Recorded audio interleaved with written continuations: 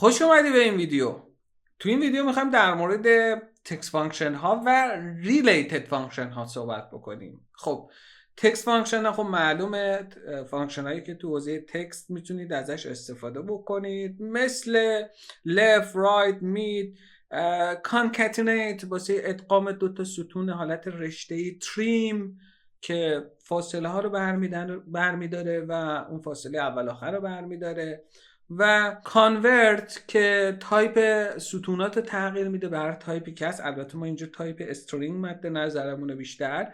و فانکشن ریلیتد هم خودش یه ریلیتد داره که به همون کمک میکنه بتونیم اطلاعات رو بریم توی جدول دیگه اگر وجود داشت بیاد و واسه ما یه کاری رو انجام بده. این گزینه خیلی جذابیه ریلیتد ها و خیلی میتونید ازش استفاده بکنید. تو بخش مدل داده‌ای هم یه توضیح در مورد اون دی اکتیو ریلیشنشیپ ها بود که گفتیم با فانکشن های مثل ریلیتد تیبل فعال میشه. اونم حواستون باشه اگر ویدیوی مدل داده‌ای رو ندیدید حتما تو پلیلیست هست ببینید، چون خیلی کار راه انداز تو پروژه خیلی بهتون کمک کنه. بریم با هم دیگه تو نرم افزار این فانکشن ها رو با هم دیگه ببینیم.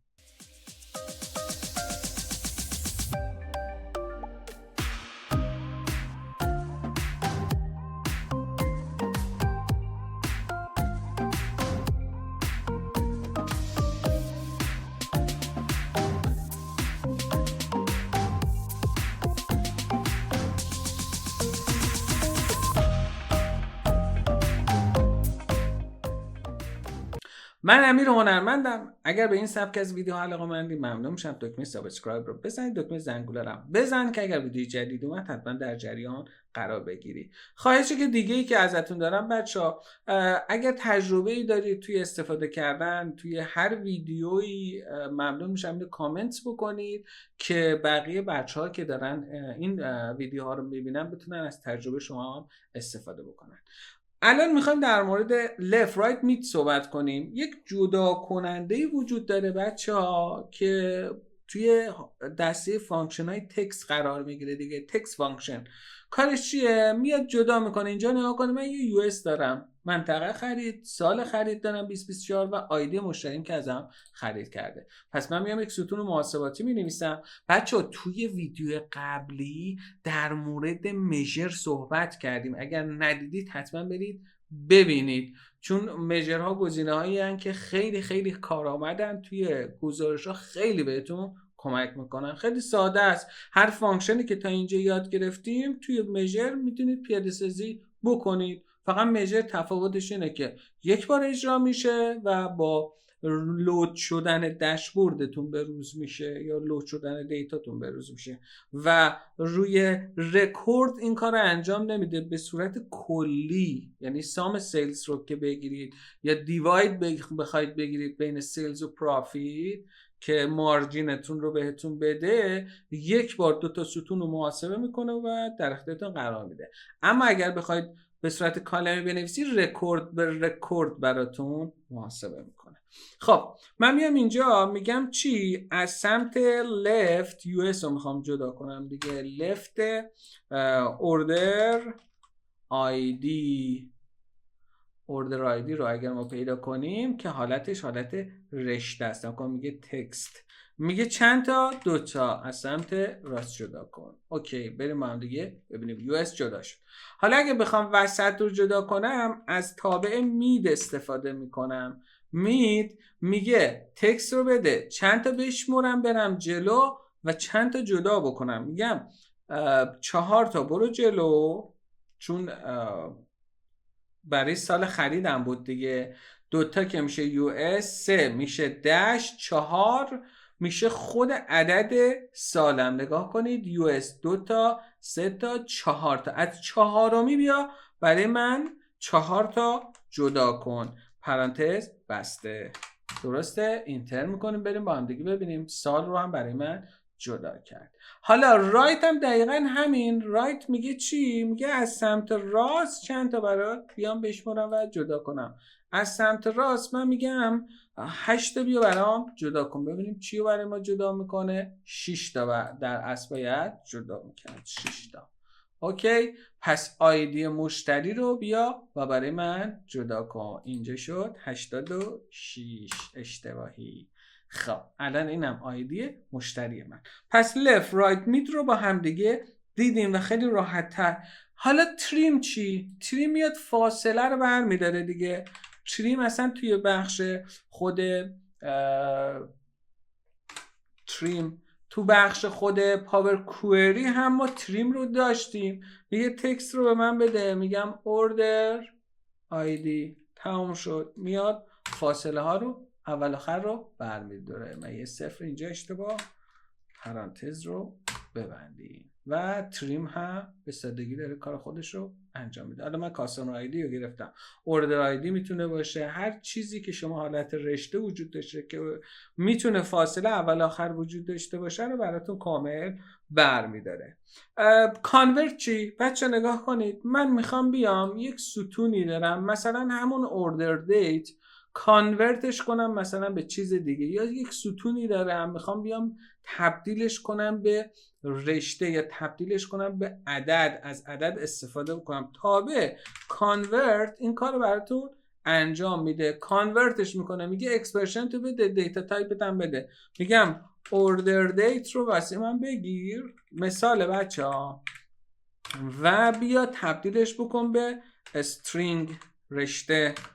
و اوکی، هیچ فرقی نمیکنه که این تابع کانورت میکنه چه رشته رو به عدد چه عدد رو به رشته، فرقی نمیکنه، چون بعضی از جاها تو پروژه نیاز داری که این کانورته شکل بگیره. یه تابع دیگه داریم به اسم کانکتینیت. بچه کارش چیه؟ میاد دو تا رشته رو به هم دیگه میچسبونه. اگر من تو کاستومرم برم میبینید یک نیم دارم یه لاست نیم، میام اینجا میگم کاتینیت بکن این دوتا رو با هم دیگه. دقت بکنید، کانکتینیت میگه رشته اول رشته دوم، میگم نیم ویرگول ال نیم، دقیقا واسه من پرانتز رو میبندم و اینتر، به همین سادگی. البته دیگه اون فاصله رو قرار نمیده که حالا بعداً با خود کاستومایز کردنش میتونید یه مقداری این داستان رو جدا بکنید، چون وریبل ها میتونید چیز دیگه ای بذارید. همونجور که دارید میبینید واسهتون برگرده، ولی خب اون فاصله وجود نداره که واسه اینکه فاصله رو هم بذارید اینجا میاد از یه دونه امپرسن استفاده میکنید. دقت بکنید، یک امپرسن استفاده میکنید، خب، و یک فاصله خالی ایجاد میکنید که اسم و فامیلی به هم دیگه نچسبه. اینم از این گزینه. میمونه یک فانکشنی داریم ما توی دسته related فانکشن ها به اسم related. گزینه جذابیه. ببینید من الان اینجا آیدی رو دارم، میخوام فروشم هم بیارم تو این دسته قرار بدم. البته این که one to many باشه یا many to one باشه نسبت به اون related و related تیبلی هست که میخواید بزنید. حالا بریم با هم دیگه ببینیم. اگه ارتباط درست باشه و one to many باشه، من از تابع related که استفاده بکنم اینجا ستون رو به من پیشنهاد میده، اما اینجا به من نداد. چرا؟ چون اونور من باید ببینم که آیا ارتباط و مدل داده ای دارم یا نه. بریم ما هم دیگه این موضوع رو چک بکنیم. حالا ارور هم داد، اب نداره. میایم اینجا سیلز رو نگاه کنید، اومده خود سیلز و کاستومرز. دقت بکنید، من میام اینجا میگه کاستومر آیدی با کاستومر آیدی one to many، یعنی از این ور به این ور من میتونم بیام توی منی و این فراخونی رو انجام بدم. منی من الان جدولش جدول سیلز من هست. بریم با همدیگه توی سیلز و این موضوع رو با همدیگه چک بکنیم و از تابع ریلیتد استفاده بکنیم. اوکی، بریم با هم دیگه بزنیم. من میخوام اسامی رو بیارم دیگه، میگم ریلیتد بزن برای من، به محضی که میزنم میگه کدوم یکی رو میخوای، میگم همین جدیده که کالم دویی که ساختم رو به من بده. اوکی، خب بیایم ریلیتد بزن روی کدوم ستون؟ ستون مثلا نیم من رو بیار این بر علی رضا، هر کدوم هم جداگونه داره بهتون میگه. حالا میخوایم یه ذره شرط رو هم عمق بهش بدیم دیگه. حالا میریم روی جدول دیگه. من یه جدول اوردرزم، یه پیپل ریژنال منیجر دارم یکی به اسم فرد سوزوکی که اینجا وان اونور منیه. پس میام تو جدول منی میگم ریلیتد بزن. حالا میخوام شرط بذارم، میگم ریلیتد بزن چی رو؟ ریژنال منیجرها رو. اوکی، بس من بیار که ریژنال منیجرها رو بچه دارید میبینید که اینجا داره کامل برای من میاره. حالا میخوام بهش بگم اگر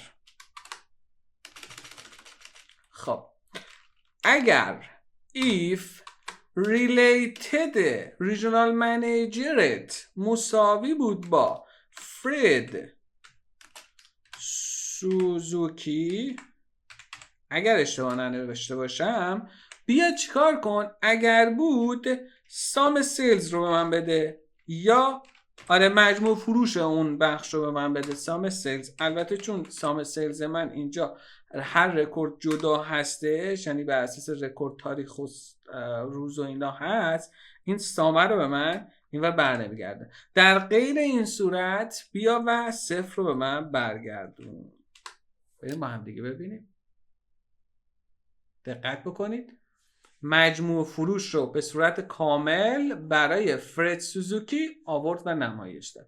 حالا ممکنه شما بگید که این فرد سوزوکی درست نیست، نمیدونم درسته یا نه. بریم یه بار دیگه ریلیتد بزنیم ببینیم. ریلیتد ریژنال منیجر و اوکی. حالا اینجا نگاه کنید، هرچی فرد سوزوکی داره عدد داره جلوش. درست شد؟ پس یه قابلیت مهمی که توی related function به شما میده این گزینه است که بسیار گزینه کارآمدی فانکشن کارآمدیه و خیلی میتونه توی گزارش‌ها بهتون کمک کنه. اگر این ویدیو برات کارآمد بود ممنون شم لایک، کامنت و سابسکرایب رو فراموش نکنید.